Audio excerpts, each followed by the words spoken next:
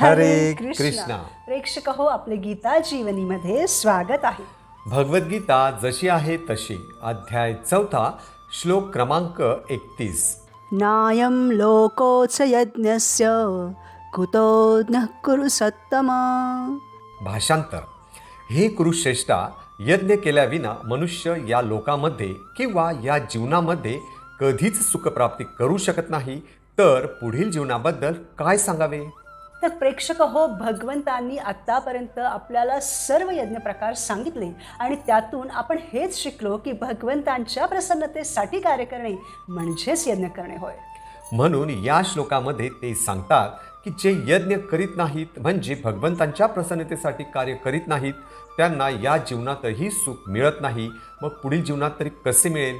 कारण प्रेक्षक हो, मनुष्य जर भगवंतांच्या प्रसन्नतेसाठी कार्य करीत नसेल तर साहजिकच तो स्वतःच्या प्रसन्नतेसाठी कार्य करतो, म्हणजेच इंद्रिय तृप्ती करतो.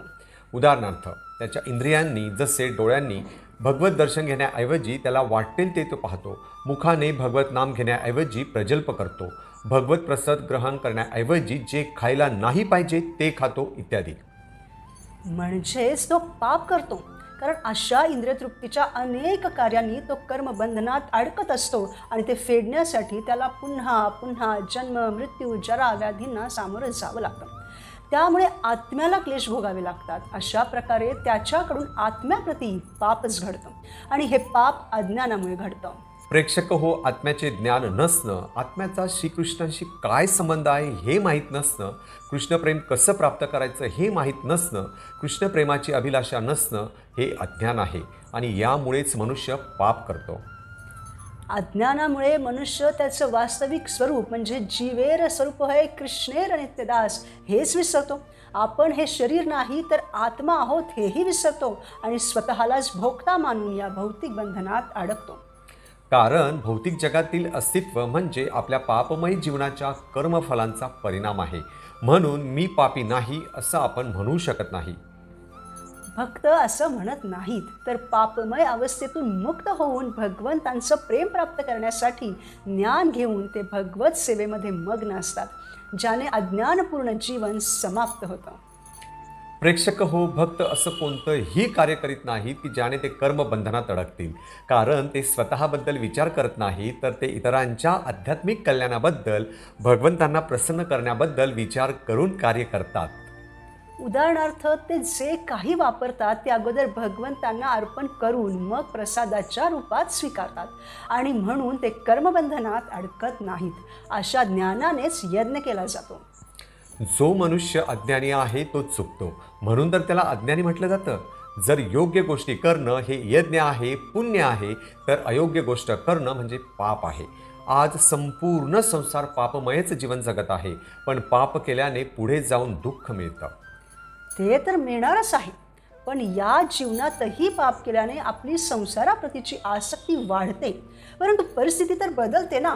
उदाहरणार्थ, आपल्याला आपल्या आसक्तीच्या विषयांपासून जरी आपल्याला पुढील जन्ममनुष्याचा मिळाला तरी आपण आत्ता जी परिस्थिती अनुभवत आहोत, आपण आत्ता ज्या गोष्टींशी आसक्त आहोत, जसे की गाडी, बंगला, कुटुंब, नातेवाईक, मित्रमैत्रिणी इत्यादी सर्वांपासून आपल्याला दूर केलं जातं. जे मनुष्याचे जीवन आज आहे, नंतर पशुपक्ष्याचं, वृक्षाचं शरीर मिळू शकतं. एका परिस्थितीत आपण कायम राहू शकत नाही, एवढी तरी बुद्धी आपण ठेवली पाहिजे. परंतु मनुष्य ती ठेवू शकत नाही, कारण तो पापमय जीवन जगत आहे. म्हणजे पापमय जीवनास अज्ञानच कारणीभूत आहे. पापाचं फळ म्हणूनच तर आपल्याला भौतिक संसारामध्ये आसक्ती आहे. हे सर्व काही आपलं नाही तर भगवंतांचं आहे हे न स्वीकारता या भौतिक जगाप्रती भोग घेण्यासाठी आसक्त राहणं हे अज्ञानच आहे. आपल्याला याच्या विरुद्ध गोष्ट साध्य करायची आहे, ती म्हणजे मोक्ष. भौतिक संसाराप्रती आसक्तीच्या विरुद्ध आहे भौतिक संसारापासून मोक्ष प्राप्त करणं. हे कसं शक्य होईल? त्यासाठी पापमय जीवनाला भक्तिमय जीवन बनवावं लागेल. कारण भक्ती मार्गावरील पहिली पायरी मोक्ष आहे. जो भक्ती मार्गावर अग्रेसर असतो त्याला तर मोक्ष सहजच मिळतो. म्हणून भक्त मोक्षप्राप्तीसाठी वेगळे प्रयत्न न करता परमेश्वरांच्या प्रसन्नतेसाठी प्रयत्न करतो. केवळ पुण्य केलं तर पुन्हा आपण या भौतिक जगातच राहू, परंतु भक्ती केल्यानेच मोक्ष मिळेल. भक्ती कशी होईल तर भगवंतांनी भगवद्गीतेमध्ये तेच तर ज्ञान दिलेलं आहे ते घेऊन. म्हणून आपण प्रत्येक क्षणी ज्ञानाने यज्ञ केला पाहिजे. म्हणजे प्रत्येक क्षण आपण भगवंतांच्या प्रसन्नतेसाठी वापरला पाहिजे. नाहीतर पुन्हा 84 लाख योनी आपली वाट बघतच आहेत. या जंजाळातून बाहेर पडण्यासाठी मनुष्य जीवन हाच एकमेव सुटकेचा मार्ग आहे. म्हणून वेद हे आपल्याला या जंजाळातून सुटण्यासाठी धर्म, अर्थ, काम आणि सरतेशेवटी या दुःखमय अवस्थेतून पूर्णपणे बाहेर पडण्याचा मार्ग म्हणजे मोक्ष निर्देशित करतात. म्हणून आपण धर्म केला पाहिजे. धर्म म्हणजे भगवंतांप्रती प्रेम भाव जागृत करणं. आणि जेव्हा आपण भगवंतांवर प्रेम करू तेव्हा आपण सर्व सृष्टीवर प्रेम करू. तसेच धर्म हिंसा शिकवत नाही. म्हणून आपण धर्माने आपले अर्थ कमावले पाहिजे आणि कृष्णांची भक्ती केली पाहिजे. तसेच काम म्हणजे स्वतःच्या इंद्रियांची नाही तर भगवंतांच्या इंद्रियांची सेवा करण्याची इच्छा ठेवली पाहिजे. आणि मग आपल्याला मोक्ष प्राप्त होईल, भगवत धामाची प्राप्ती होईल. उदाहरणार्थ, जेव्हा एखादा भक्त सरकारी अधिकारी असेल आणि त्यांच्याकडे सहजच भ्रष्टाचार करण्याच्या खूप साऱ्या संधी उपलब्ध असतील तरीही ते सगळीकडे श्रीकृष्णांना पाहत असल्यामुळे ते कोणाचेही वाईट करत नाही, कोणाबद्दलही वाईट विचार करीत नाही, कोणाला धोका देत नाहीत किंवा चुकीच्या मार्गाने धन कमवत नाहीत. परंतु प्रेक्षक हो, आपण मनुष्य योनीमध्ये असूनही या जीवनाचा सदुपयोग न करता पशुपक्ष्यांप्रमाणे आहार, निद्रा, भय, मैथून याच गोष्टी केल्या तर पुढील जन्मी निश्चित रूपाने आपल्याला पशुपक्ष्यांचाच जन्म घ्यावा लागेल. मग आपण तेव्हा तरी भक्ती करू शकतो का? नाही. त्याचप्रमाणे जे लोक नास्तिक असतात त्यांचंही पुढील जीवन दुःखपूर्ण असते, कारण त्यांनी मनुष्य जीवन प्राप्त करूनही भगवंतांची भक्ती केलेली नसते. उदाहरणार्थ, जेव्हा आपल्याला एखादी शिक्षा दिली जाते आणि त्यातूनही आपण सुधारित नसू तर त्याहीपेक्षा कठोर शिक्षा ही दिली जाते. म्हणून आपण या मनुष्य जन्माचा एकही क्षण वाया घालवता कामा नये, तर ज्ञान प्राप्त करून यज्ञ करून भक्तिमय जीवन जगायचं आहे. भक्तीने जीवनात कोणतेही पाप घडत नाही. जो कृष्ण भावना भावित आहे, ज्याची चेतना कृष्णमय आहे, जो सतत भगवंतांना स्मरून कार्य करतो, त्यांच्या हातून यज्ञच घडतो. आणि तेच भक्त कर्मबंधनातून सुटतात, त्यांना पाप लागत नाहीत आणि तेच मुक्त होतात. अशा प्रकारे आपण प्रत्येक क्षणी यज्ञ करण्यासाठी बांधील आहोत. म्हणून भगवंतांच्या प्रसन्नतेसाठी कार्य करण्याकरिता आपण बांधील राहिलं पाहिजे. कारण जे भगवंतांचे भक्त आहेत तेच भगवंतांचे अस्तित्व प्रत्येक क्षणी अनुभव करून कार्य करतात. त्यामुळे सर्वोच्च अध्यात्मवादी ही भक्तच आहेत. त्यांना परमोच्च सुख म्हणजे कृष्ण भावनेद्वारे आध्यात्मिक लोकांमध्ये प्रवेश मिळतो. म्हणून कृष्ण भावना भावित जीवन हेच भौतिक जीवनाच्या सर्व समस्यांचे समाधान आहे. म्हणून आपण भगवंतांची शरण ग्रहण केली पाहिजे आणि त्यासाठीच कलियुगातील लोकांसाठी एकच यज्ञ सांगितलेला आहे आणि तो म्हणजे संकीर्तन यज्ञ. उदाहरणार्थ, बनारसमध्ये प्रकाशानंद सरस्वती नावाचे एक संन्यासी राहत होते. ते श्रीकृष्ण चैतन्य महाप्रभूंना भेटले तेव्हा त्यांनी महाप्रभूंना विचारलं की तुम्ही असे रस्त्यांवर कीर्तन का करत असतात, तुम्ही वेदांचे अध्ययन वगैरे का करत नाहीत. तेव्हा चैतन्य महाप्रभूंनी बुद्धिमत्तेने मोठ्या नम्रतेने उत्तर दिले, माझे गुरु मला म्हणाले की तुम्ही खूप मूर्ख आहात आणि म्हणून तुम्हाला वेद लक्षात येणार नाहीत, तुम्ही वेदांचे पठन करू शकत नाहीत, म्हणून सर्व वेदांचा सार हा हरिनामात आहे, म्हणून तुम्ही हरिनाम घ्या.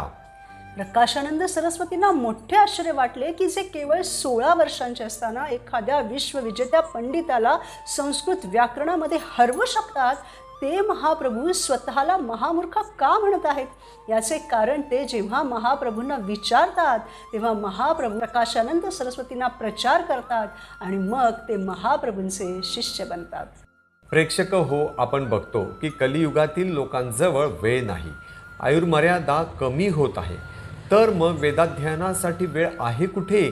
त्यांनी कमाई करावी, अध्ययन करावं की कोणते वेगवेगळे यज्ञ करावेत? म्हणून संकीर्तन यज्ञ हा असा यज्ञ आहे की जो आपण कोठेही कधीही करू शकतो. जर एखाद्याच्या घरी भगवत कथा कीर्तन होत असेल तर तेथे जाऊन आपण 2 हातांनी केवळ टाळ्या तरी वाजवू शकतो ना. हरिनामाचे कीर्तन करू शकतो. किती सोपं आहे. यामध्ये कोणत्याही प्रकारचे धन लागत नाही किंवा तपस्या करावी लागत नाही किंवा हिमालयामध्ये जाऊन योग करावा लागत नाही किंवा साधना करावी लागत नाही, वेदाध्ययनही करावे लागत नाही. तरीही या सर्वांपेक्षा जास्त फळ हरिनाम संकीर्तनानेच प्राप्त होते. म्हणून सर्वात श्रेष्ठ यज्ञ म्हणजे संकीर्तन यज्ञ होय.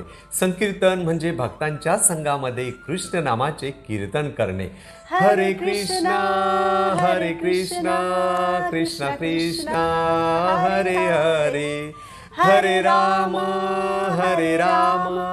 राम राम हरे हरे. म्हणून प्रेक्षक हो, जीवनात आनंदी राहण्यासाठी आपण स्वतःला संकीर्तन यज्ञाद्वारे शुद्ध करून श्रीकृष्णांच्या प्रसन्नतेसाठी कार्य केली पाहिजेत आणि उच्च लक्ष्य प्राप्त केले पाहिजे. पुढील भागात आपण भगवद्गीतेच्या 4थ्या अध्यायातील पुढील श्लोकांवर मनन करू.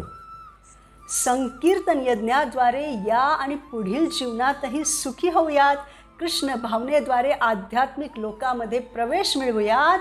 धन्यवाद. हरे कृष्ण.